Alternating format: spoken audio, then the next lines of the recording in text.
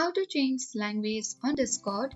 In this video, I'm going to show you the quick and easy way to change Discord language in few steps. So do watch the video till the end so that by the end of the video, you'll learn how to do it. Now without any further ado, let's dive into the video. First of all, open any preferred browser which might be Chrome or Safari, and then on the web pages bar at the top, search for discord.com. Then press enter on the keyboard. This will let you access to the official site of Discord, where you need to click on Open Discord at the top right corner of the screen and then log into your Discord account. Once done, select the wheel icon or the user settings icon at the bottom left corner of the screen.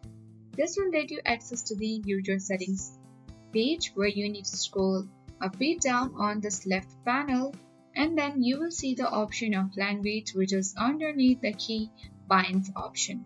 So let's select it. So currently our Discord language has been set to English US.